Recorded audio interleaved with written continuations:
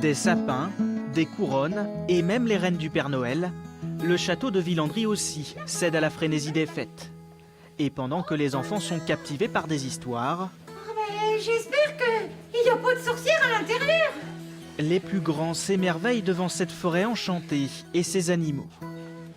J'adore en fait tout ce qui est décoration, art floral, etc.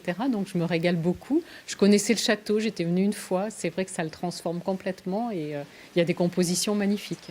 Je trouve que ça le rend vivant. Voilà, les châteaux, des fois, c'est un peu des pierres. Et bon, déjà là, il est chouette, mais ça le rend vivant. On a l'impression qu'il y a une famille qui va passer Noël là. Et... Non, ça rend vivant le château. Dans chaque pièce, la décoration est conçue pour s'intégrer dans le décor existant.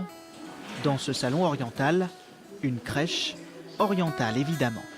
Avec mes grands-parents, on fêtait Noël ici et j'ai tout à fait souvenir de crèches que l'on installait ici, et un peu plus petite peut-être, mais similaire à celle que l'on présente aujourd'hui. L'esprit du lieu est aussi conservé. Villandry est un château familial.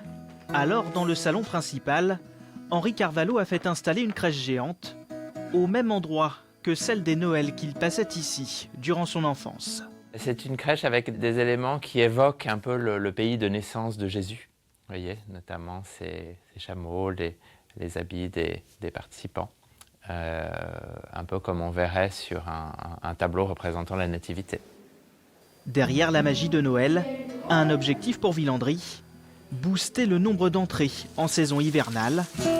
Les visiteurs ont jusqu'au 12 janvier pour venir admirer les décorations.